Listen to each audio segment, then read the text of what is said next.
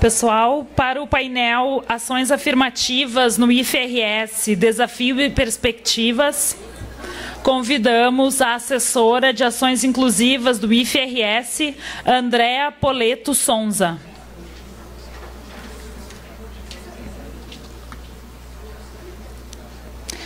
Convidamos Anderson Dallagnol, da Reitoria.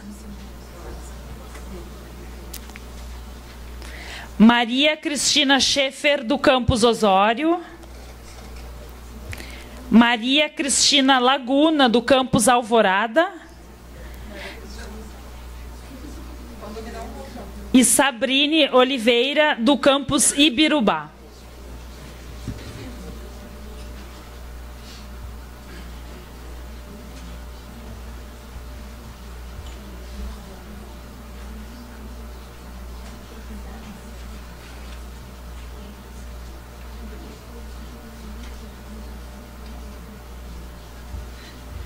Vou pedir licença para levantar, gente.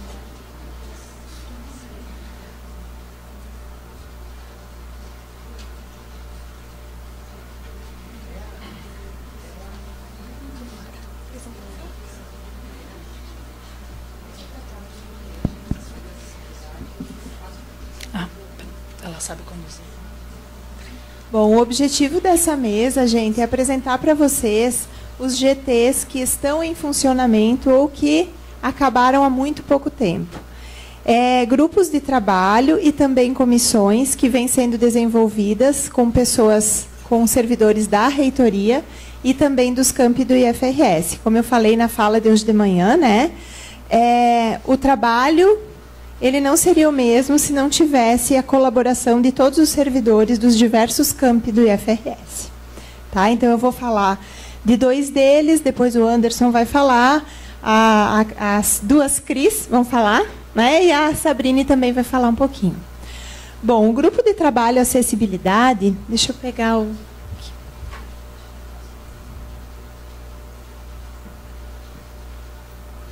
O grupo de trabalho acessibilidade ele foi criado em 2013 e o objetivo inicial dele era simplesmente um GT para tratar questões relacionadas à acessibilidade física do IFRS devido às avaliações dos cursos superiores. Ponto. Esse foi o objetivo principal do GT. Conforme o GT foi trabalhando, percebeu que outras necessidades seriam importantes de se tratar. E aí, em 2013, ele tinha uma constituição, membros do PROEM, a Ana, que já trabalhou como avaliadora do MEC, eu, o Ivair, da PROEM, a Milene e a Luísa, arquitetas de Porto Alegre. No ano passado, então, esse GT ele ficou um pouquinho menor, devido à saída do Vinícius e da Ana, mas os trabalhos continuaram. Quando a gente começou a trabalhar com GT Acessibilidade Física, percebemos que não só a acessibilidade física devia ser levada em conta, mas também a acessibilidade virtual, ou acessibilidade comunicacional, e acessibilidade que envolve outras formas de comunicação, como uma língua gestual, por exemplo. Então, se verificou questões relacionadas à acessibilidade do site do IFRS, né? E também questões relacionadas à existência ou não de intérpretes de Libras no nosso IF. Além disso, a acessibilidade instrumental, que é a acessibilidade relacionada aos recursos de tecnologia assistiva que os professores podem estar usando junto aos seus alunos ou que os próprios alunos necessitam, como um leitor de telas, um mouse e um teclado adaptado. Então, as ações do GT Acessibilidade foram as seguintes. Tomou-se o roteiro de vistoria do CREA-RS e adaptou-se baseado na NBR 9050 da ABNT de 2004 e de 2005, e trabalhos de pesquisa sobre acessibilidade ITA. Os pontos de verificação eles foram colocados em forma de checklist, né, para cada um dos itens físicos do IFRS instrumentais e de acessibilidade virtual. Então, por exemplo, uma rampa. Existem rampas nas nossas unidades? Como são essas rampas? Será que essas rampas têm a inclinação longitudinal e transversal conforme a NBR 9050? Será que elas têm piso tátil no início e no fim da rampa? Então, tudo isso foi verificado para todos os itens. Aqui eu trago só um exemplo. E aí, esse é o modelo de checklist. A descrição do que precisa, se tem, se não tem, se tem parcialmente, se não se aplica e as observações. E o relatório final, que esse foi feito exclusivamente pelas arquitetas de Porto Alegre, que fazem parte do GT, para além do checklist, porque às vezes não adianta só eu saber o que eu não tenho se eu não sei como fazer a adequação física. Então, foi feito para todos os itens também, o que precisa ser feito, quanto vai custar, como deve ser feito, o status, se é prioritário ou não, e o tempo de ação, se é uma duração média, né, curta ou longa. O que temos feito e qual o nosso prazo de encerramento das atividades. As 12 unidades, os 12 campi da fase 1 e fase 2, já foram todos vistoriados e feito o checklist e o relatório. As cartas de apresentação e relatórios, algumas estão em andamento ainda, como é o caso de Farroupilha, Feliz, Ibirubá, Porto Alegre, Osório e Rio Grande.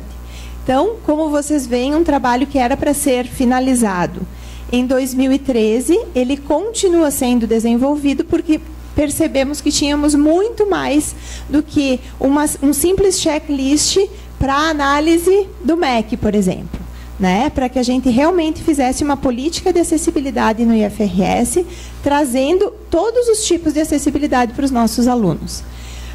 Após a conclusão de todos os relatórios individuais, então, será elaborado um relatório final dessas 12 unidades, 13 com a reitoria, e os 5 campi da fase 3 em implantação seria numa segunda etapa, né, porque esses campi a gente também pretende, se a gestão desses campi entenderem que sim, a gente também pretende fazer essa análise, essa vistoria, esse checklist e o relatório. Tá? Então, desculpem a correria, mas eu só tenho 8 minutos e o Lucas ainda não me mostrou a plaquinha de 1 minuto.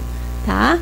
Agora, eu vou falar sobre um outro GT, na verdade, a Comissão de Acompanhamento e Avaliação da Política de Ações Afirmativas. Em 2014, nós aprovamos, por meio da Resolução 22 de 2014, a Política de Ações Afirmativas. Nessa Política de Ações Afirmativas, né, que é orientada para ações de inclusão nas atividades de ensino, pesquisa e extensão e para a promoção do respeito a toda a diversidade, aqui eu cito algumas que são o foco da política de ação afirmativa, socioeconômica, cultural, étnico-racial, de gênero, de necessidades específicas e para a defesa dos direitos humanos. Esse documento, como ele foi feito em 2014 e como as políticas, as ações, as normativas, elas vêm sofrendo alterações, diversas mudanças nesse período, então ela precisa ter uma avaliação para ver se a nossa política está boa, se não está, o que precisa mudar, o que tem que excluir, o que devemos incluir, enfim.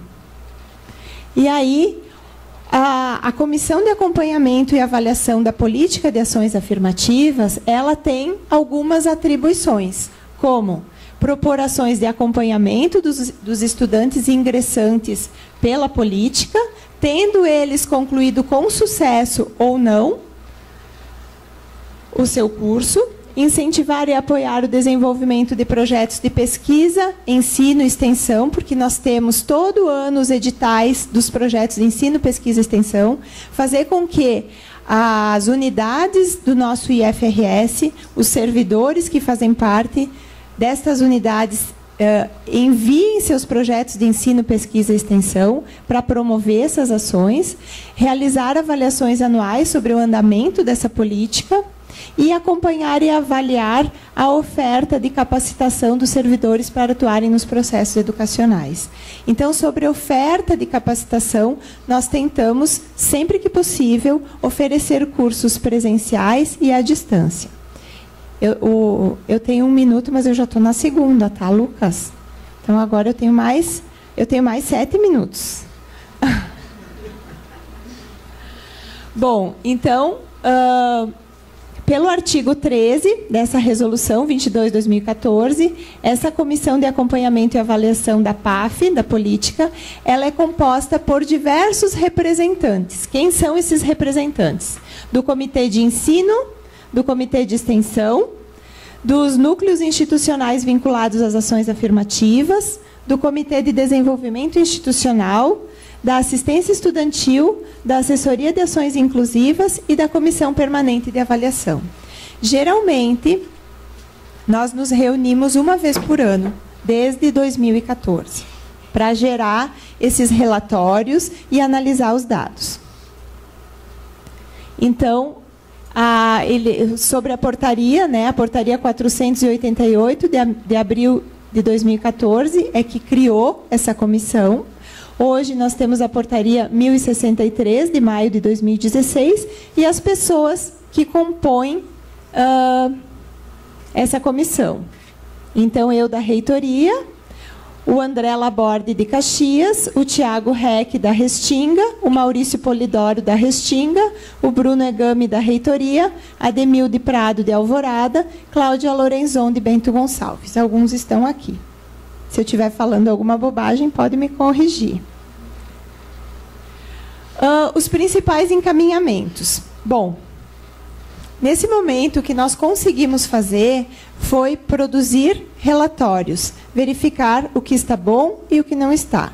Em 2014, início de 2015, então, foram solicitados vários dados para os diretores gerais de ensino, diretores de extensão, coordenadores dos NAPNES e dos NEABIS à época. Foram tabulados esses dados e, a partir desses dados, nós tivemos subsídios para criar uma segunda planilha, que não foi compartilhada com vocês ainda, tá? Que é a definição dos dados a serem solicitados aos campi. Percebemos que precisávamos de dados quantitativos para a gente gerar relatórios, para saber quem são os nossos alunos, em quais cursos eles se encontram, né? Quais as deficiências eles têm, quantos negros, quantos indígenas, quantos cotistas temos, e percebemos que esses dados nem sempre são fáceis de coletar. Alguns deles, em diversos campi, precisam ser coletados de forma manual. Então, já conversamos com a TI para ver se é possível, né? A gente sabe que tem muita coisa para implementar no novo sistema, mas, assim que possível, que a gente possa ter uma forma consolidada e integrada desses dados, ter esses dados de forma integrada. Então, o que foi pensado em solicitar aos campi? Sobre a caracterização, né? Quem são os núcleos de ações afirmativas nos campi? Quais os campi têm os NEABIS, os NAPNES, os núcleos de gênero e os núcleos de ações afirmativas? Quais deles produzem material pedagógico e como é esse material pedagógico relacionado às ações afirmativas? Onde estão os intérpretes de Libras, em quais campi? Quem faz pré-vestibular comunitário, como é o caso do campus Ibirubá? Quem possui salas de recursos multifuncionais, como é o caso do campus Bento? Alunos por curso, quem são, onde estão os egressos de escola pública, renda inferior, pretos, pardos, indígenas, pessoas com deficiência e outras especificidades? E as ações de ensino, pesquisa e extensão. Quais são os projetos, programas, ações, eventos relacionados às ações afirmativas? E quais são e como são as ações de acolhimento, acompanhamento e permanência? Então, entendemos que com essas informações, né, com essas informações, nós teremos condições de melhor avaliar a política, ver o que precisa ser feito, o que não está bom e para ter um novo documento para, se for o caso, lançar para o Conselho Superior para análise. Eu gostaria de aproveitar esse tempo que eu tenho de 1 minuto para agradecer a todas essas pessoas nominadas nesse GT e comissão e que fazem parte das outras comissões e dos outros GTs, da reitoria e dos campi, que muitos nos ajudam. É uma deferência bem importante para as arquitetas do campus Porto Alegre, que não mediram esforços para fazer esses relatórios, que são relatórios muito grandes, no caso da acessibilidade física, e que vão gerar um mapa que eu acho que vai ser pioneiro no Brasil. Um mapa que contempla todas as questões relacionadas à acessibilidade ou à falta de acessibilidade nas nossas unidades. Então, muito obrigada mesmo, gente. Tá? Eu vou passar a palavra para o Anderson agora.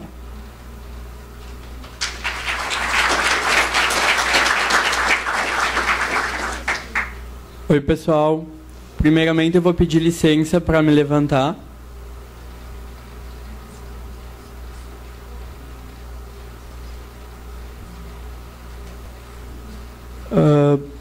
Para quem não me conhece, eu sou o Anderson e eu trabalho lá na assessoria de ações inclusivas da Pró-Reitoria de Extensão com a Andrea.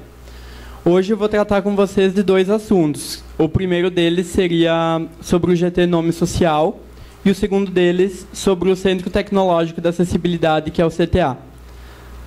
Bom, sobre o GT Nome Social.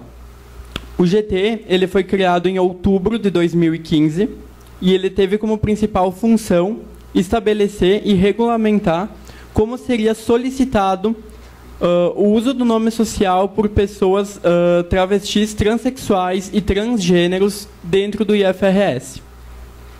Como surgiu a demanda desse GT? Bom, em 2012, nós tínhamos na página do nosso instituto um documento, que eu acredito ser uma instrução normativa, que estabelecia que nossos discentes poderiam utilizar o nome social na instituição. Até o momento, tudo bem. Só que, de um tempo para cá, nós tivemos uma demanda do campus Erechim, que ligou para a Proem e solicitou, tá, ele pode utilizar o nome social, mas como eu faço para solicitar isso e garantir que ele possa utilizar esse nome social, ou ela também, para não usar... para não utilizar um único gênero, posso utilizar o nome social dentro do Instituto. Então, a partir disso, surgiu a demanda do nome social e foi lançada a portaria. Nessa portaria, nessa EGT, então, trabalharam representantes da Pró-Reitoria de Ensino, do Comitê de Ensino, da Pró-Reitoria de Extensão, do GTPAI, dos Núcleos de Estudo e Pesquisa em Gênero e Sexualidade, os NEPGs. E eu não vou nominá-los aqui por 2 motivos. Um, porque eu provavelmente esqueceria eles, porque eu não conseguiria ler. Então, se alguém tiver alguma dúvida e quiser saber sobre os integrantes, por favor, me mande um e-mail. Peço desculpas. Bom, a partir do GT formado, nós começamos a trabalhar numa minuta, a minuta da antiga instrução normativa, e nós realizamos 2 encontros. Nesses encontros, nós procuramos atender, então, nessa nova minuta, desde o que é a identidade de gênero, o que é o nome social. A gente procurou abranger o fluxo de solicitação do nome social desde o processo de ingresso discente, quando um aluno se inscreve para o nosso vestibular, para o nosso processo seletivo, desde o formulário até o processo de ensalamento, como vai ocorrer a divulgação dos resultados. Depois disso, como vai ocorrer a matrícula desses alunos. Depois nós estabelecemos como vai ocorrer isso, como vai ocorrer esse processo para estudantes que possuem matrícula regular. Então, como o estudante pode proceder, se ele desejar, a qualquer momento ele pode utilizar o nome social. E foi nesse caminho que a gente procurou trabalhar. Após esses 2 encontros, a minuta foi finalizada e ela foi enviada ao Conselho Superior. No Conselho Superior, após ela ser debatida pelos conselheiros, foi decidido que não seria mais uma instrução normativa como a gente havia previsto no início, mas sim uma resolução. Eu digo que isso é bastante inovador e a nossa instituição é bastante pioneira, porque a gente não estabelece só que a pessoa tem o direito, mas sim como ela vai proceder para conseguir utilizar desse direito. E a gente procurou envolver nessa instrução normativa que virou resolução, como toda a comunidade acadêmica vai se envolver, desde os registros escolares, desde o pessoal da Copers, desde a assistência estudantil, os núcleos de estudo, pesquisa de gênero e sexualidade. A gente procurou amarrar o máximo possível para que toda a comunidade acadêmica conseguisse trabalhar para isso. Depois dos conselheiros terem deliberado, no dia 16 de agosto de 2016, a resolução 054 ela foi publicada com o trabalho do GT Nome Social. Para quem quiser conhecer mais o trabalho, está lá na página da reitoria, no Conselho Superior. E eu quero dizer que depois da publicação dessa resolução, nós tivemos algumas dúvidas que já foram sanadas via e-mail. Eu vou dizer que vão surgir dúvidas porque é um processo inovador e eu acho extremamente saudável que surjam essas dúvidas. A gente abriu o caminho agora. Talvez ainda apareçam algumas pedras nesse caminho, mas eu acredito que trabalhando junto a gente pode retirar. Então, eu agradeço aos meus colegas do GT Nome Social por terem feito parte e a gente conseguir encerrar esse trabalho e entregar a resolução que há pouco foi publicada.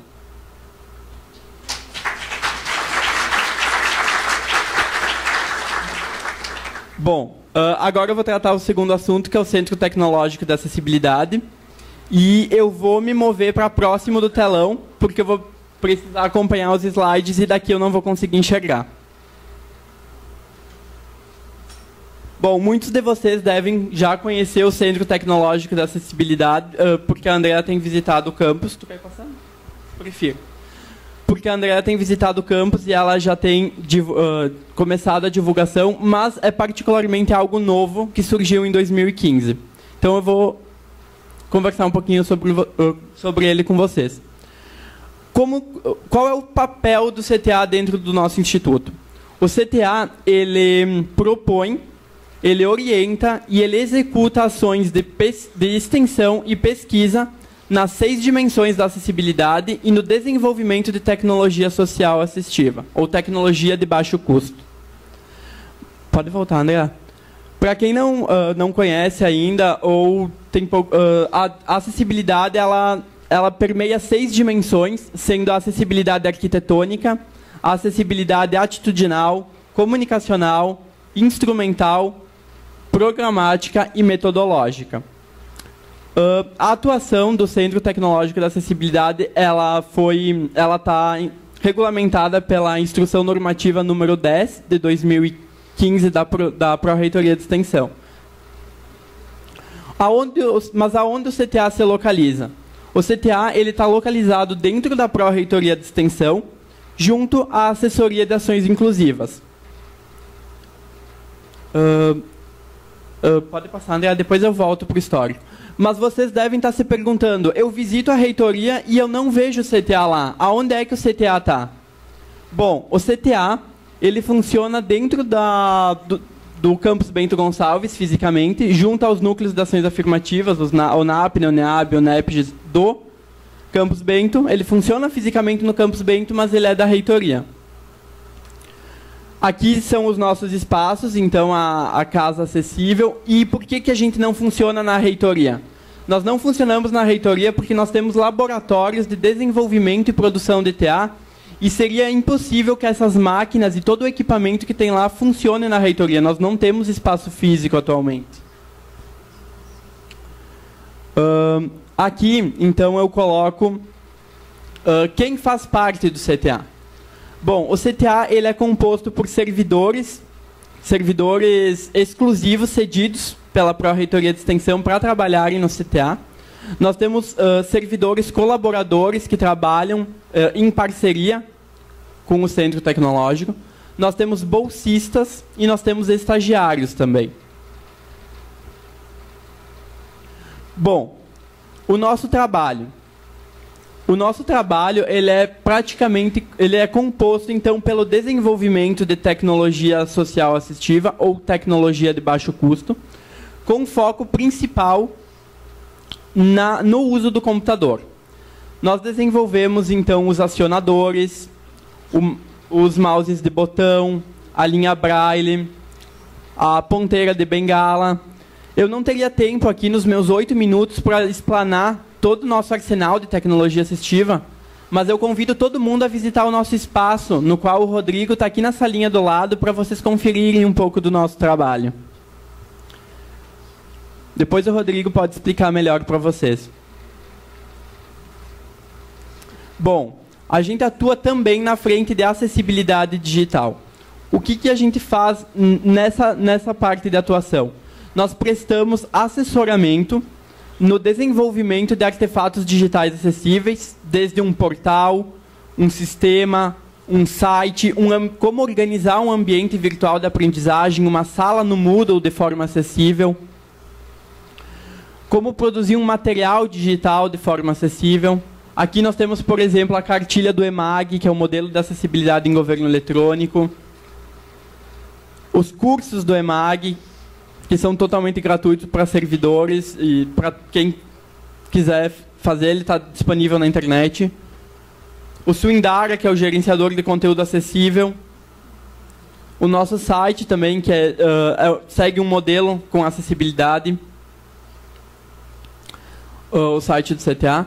O nosso principal foco agora, a nossa principal demanda de desenvolvimento na parte de acessibilidade digital é o Manual de Acessibilidade Digital do IFRS. Esse manual está sendo desenvolvido atualmente pelo pessoal lá do CTA e ele pretende compilar num manual como desenvolver conteúdo acessível, como o meu jornalista pode alimentar um site de maneira acessível, como um professor pode construir um documento digital no Word, no PowerPoint, no PDF, como uma pessoa lá do audiovisual pode construir um vídeo acessível, colocando legenda, colocando libras, como que uma pessoa que implementa nossas redes sociais no Facebook, no Twitter, nos blogs, pode fazer isso de maneira acessível. Então, esse manual pretende compilar todo esse conteúdo. A previsão de lançamento será para o ano que vem. Vai ser lançado algumas cópias em versão impressa e vai ser disponibilizado também na versão digital.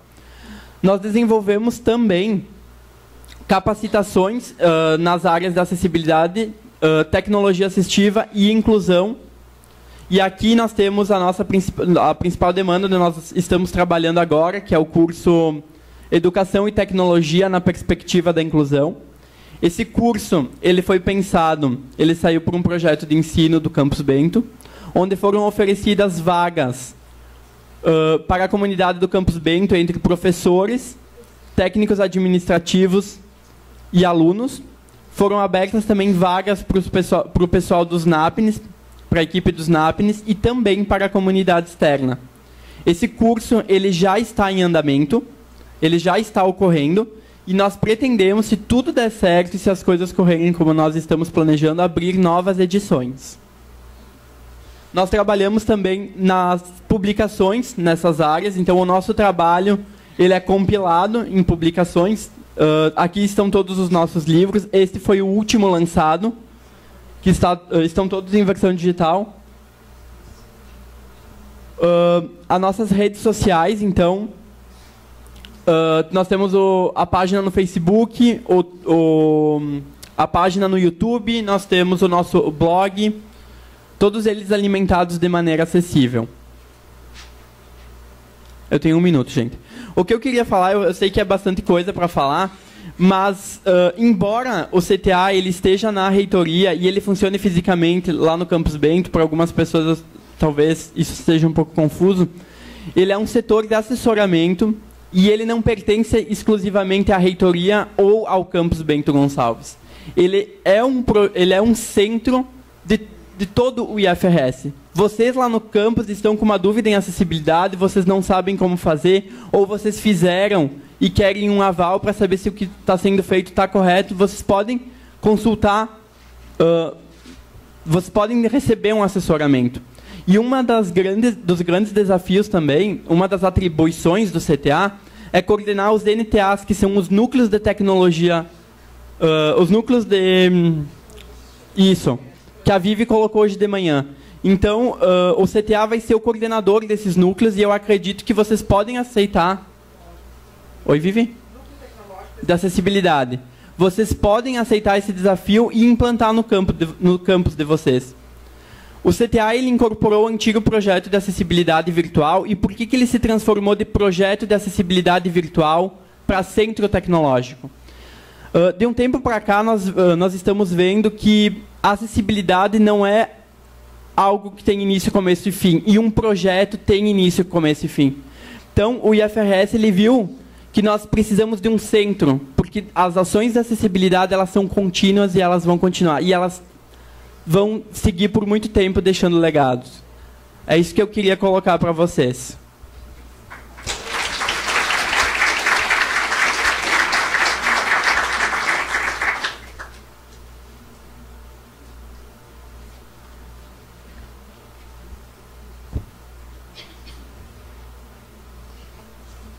Boa tarde a todos. Bom, acho que cada um aqui entendeu a demanda da Andréia diferente, tá? Então, eu não tenho o dom da oratória. Eu fiz uma escrita que eu pretendo ler para vocês, tá? Eu agradeço a oportunidade dessa fala, então, à colega coordenadora da Assessoria de Ações Inclusivas, Andréia Polito Souza. Saúdo aqui os colegas do campus Osório, a professora Agnes, o professor Sérgio, a professora Kathleen, que são do NEAB e que estão nessa luta junto comigo lá no campus. Falar em nome, né, da Comissão de Ingressos e por cotas étnico-raciais no Instituto é falar em nome dos núcleos de estudos afro-brasileiros e indígenas. Falar da união de esforços de professores e de técnicos da instituição para ações internas e externas em defesa da inclusão efetiva de negros, pretos ou pardos no quadro de estudantes. De novidade, temos a Instrução Normativa de 1º de agosto de 2016, que passa a regrar o ingresso por cotas em processos seletivos e em concursos públicos. Essa normativa é uma resposta à solicitação do movimento negro via Ministério Público e põe o termo afrodescendência sobre rasura. Não pelo seu significado prático, já que em nossas veias corre o estoico sangue africano, mas pela equivocada ideia de que todos podem usufruir do benefício das cotas. A saber, como quer o movimento negro do Brasil, preto é aquele que tem a cor da pele preta. Pardo é o filho de mãe ou pai preto ou indígena. É deles, somente deles, o direito ao benefício. Conforme Marilena Chauí, o mito fundador da miscigenação brasileira, instituído na primeira metade do século passado, deu a falsa ideia de que não há antagonismos sociais entre pretos e brancos, entre pardos e brancos, e, sendo assim, difundiu o hábito do pensamento aligeirado, de que o racismo é coisa da cabeça de alguns, e que não ocorre de fato no país. Porém, os números mostram outra coisa. São os negros que ocupam os locais de margem, as periferias, onde há precariedade de recursos, subempregos, e eles reeditam lugares de miséria e de violência. Graças à política de cotas, mesmo com as imperfeições que hoje estão sendo corrigidas, nos últimos 5 anos, 150 mil negros ingressaram nas universidades brasileiras. Ainda há muito a fazer. Mais do que o acesso ao ensino, os negros, pretos e pardos precisam permanecer com dignidade nos ambientes educacionais, ocupando lugares de prestígio, movimentando-se na contramão da existência. Conforme Bauman, numa sociedade de consumo, somente os que se movimentam em grande estilo têm vez. Nossos estudantes negros necessitam de proteção contra o bullying racial, necessitam de bolsas não apenas da assistência, mas também de ensino, de pesquisa e de extensão. Isso requer outros aprendizados, que perpassam pela formação de docentes, de técnicos e de gestores educacionais. Formação em direitos humanos, formação humanística que consta nos nossos documentos institucionais. É preciso admitir, sim, que as questões socioculturais fazem da grande parte dos negros que chegam às escolas estudantes a menor. Caso contrário, estaremos repetindo a ideia do mito fundador e buscando no discurso capitalista de mérito, por esforço individual, o argumento para a manutenção de um histórico processo excludente. Por fim, recorro mais uma vez a Chauí, mesmo que analogamente. Viva o conflito! Viva aqueles que têm a capacidade de indignação e que ensinam os negros, pretos e pardos, a indignar-se. Viva os neabianos! Obrigada.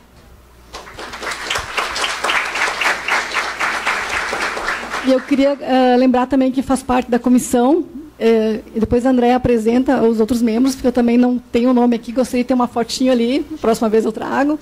Agradecer ao Rodrigo, que também está trabalhando fortemente com relação às questões indígenas, o Rodrigo de Sertão. E é isso. E eu termino só pedindo que levante a mão aqui quem é da área das ciências humanas. Quem é da área das ciências sociais? Artes? Linguagens?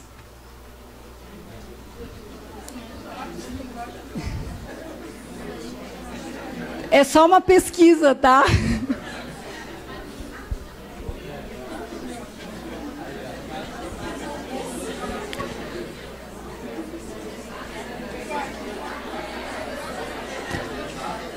Boa tarde a todos.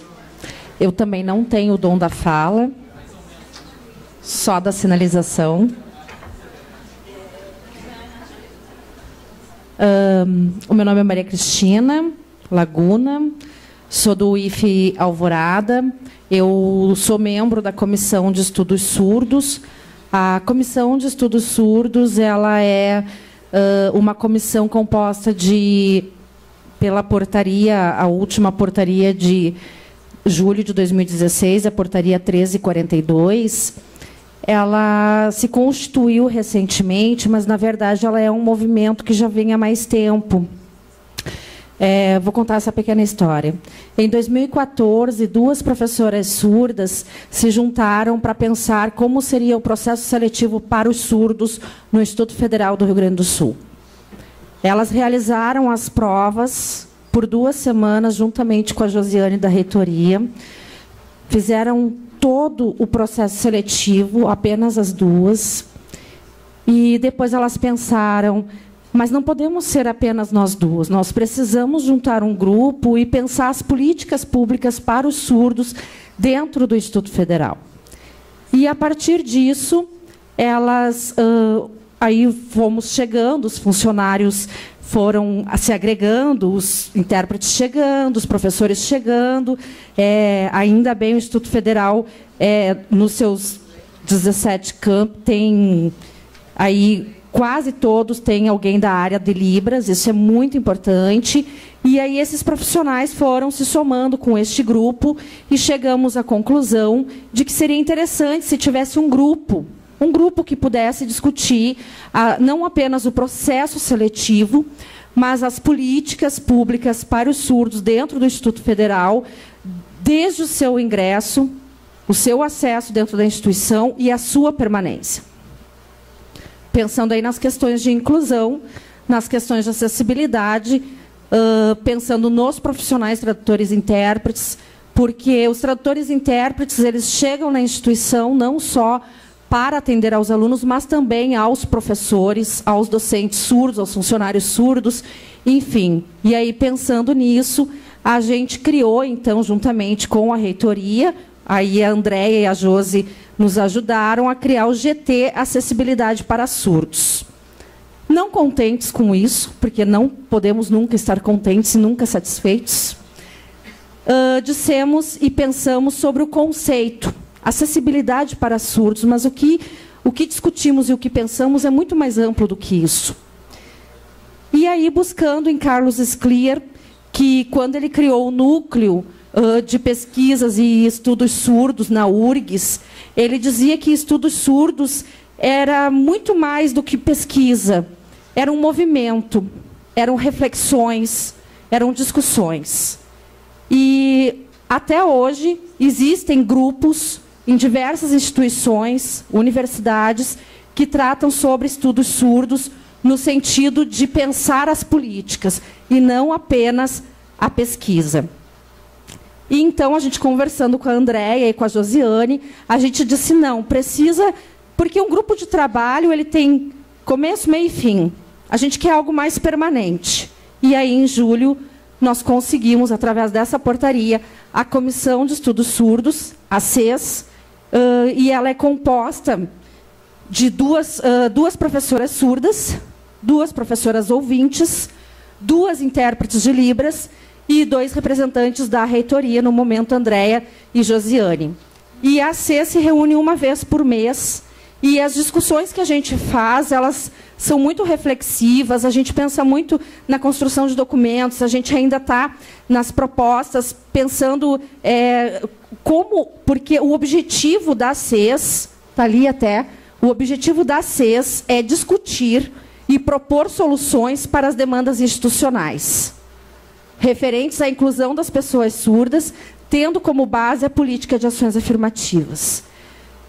A partir disso, a gente entende que o nosso grupo, quando se reúne, vai chegando demandas cada vez maiores. A gente vai percebendo outras instituições que, quando descobrem que tem essa comissão, nos procuram em particular, porque conhecem o nosso trabalho, nos mandam um e-mail com dúvidas. E aí nós também temos dúvidas. E aí nós conversamos com a reitoria e vamos pensar sobre essas políticas.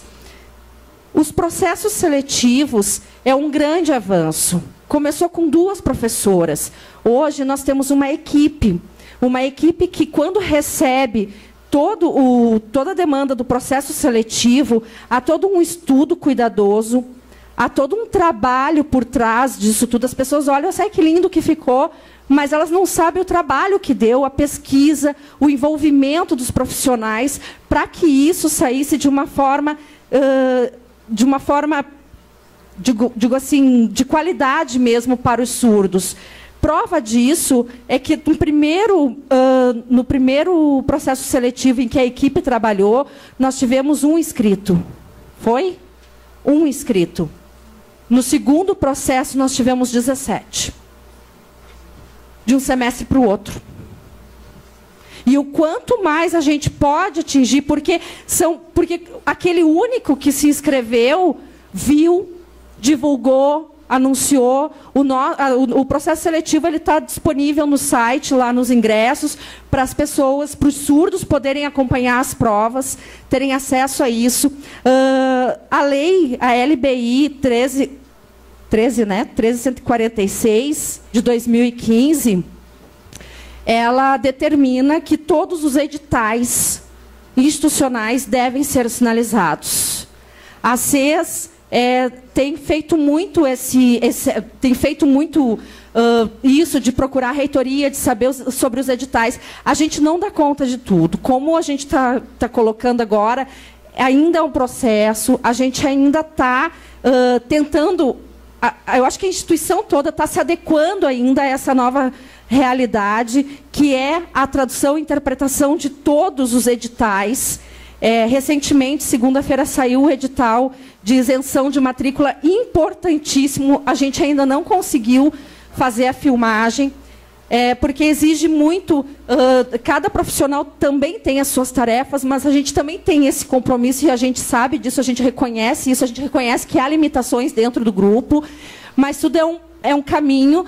Tudo é uma caminhada, a gente ainda anda a passos lentos, mas eu acredito que a gente vai alcançar aquilo que a gente pretende, o objetivo final, que é trazer para o surdo não só garantir a ele a informação, não só garantir a ele o ingresso, mas também garantir a ele a permanência dentro da instituição, que é outra das discussões.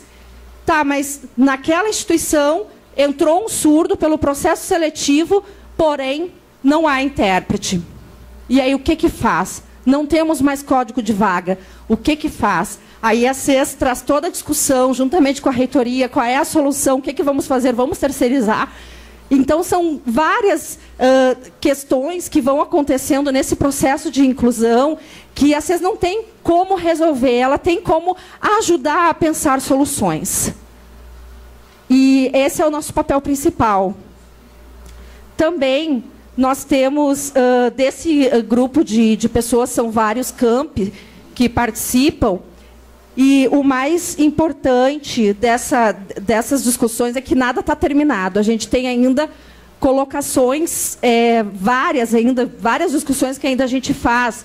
Por exemplo, um regulamento para a CES de funcionamento, a CES em comissões de cursos e concursos, porque o que acontece, gente, tem tantos editais equivocados, tantas coisas que a gente percebe, que a gente diz assim, poxa, a CES podia estar lá, ocupando uma cadeira dentro da comissão de cursos e concursos para conversar, para dialogar, para dizer, não, olha, a vaga para esse profissional tem que ser denominada assim. Essas coisas que, às vezes, por desconhecimento, a instituição lança, né? E, às vezes, tem um grupo lá que pode estar discutindo isso. A lotação dos intérpretes... são vários pontos mesmo. Eu queria só mostrar que uma das ações efetivas e que realmente funciona é a prova traduzida e interpretada para os surdos. Eu pedi para ele mostrar um videozinho para vocês verem como é que é o nosso trabalho.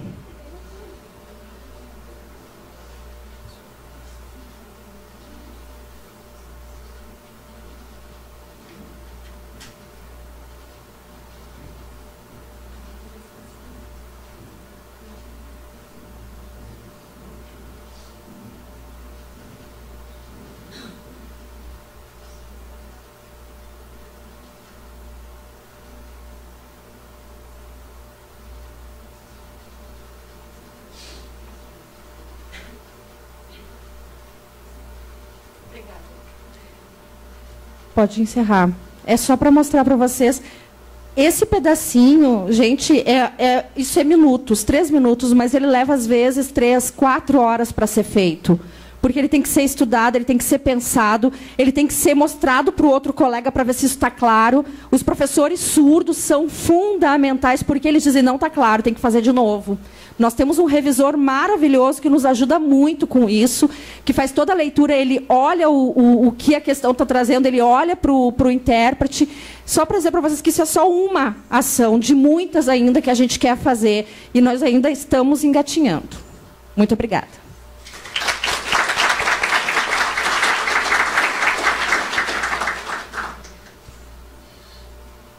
Pode guardar a plaquinha que não vai ser preciso. Boa tarde a todos. Então, meu nome é Sabrina, eu venho do campus Ibirubá e atualmente eu estou na coordenação do NAPNE e hoje eu vou falar para vocês um pouquinho sobre o GT Currículo Inclusivo. Esse GT ele surgiu nesse ano. Em meados de fevereiro a gente começou a conversar e em março a portaria foi efetivada. Fazem parte desse GT membros, representantes do campus Caxias, do campus Farroupilha, do campus Ibirubá, do campus Bento Gonçalves e da reitoria.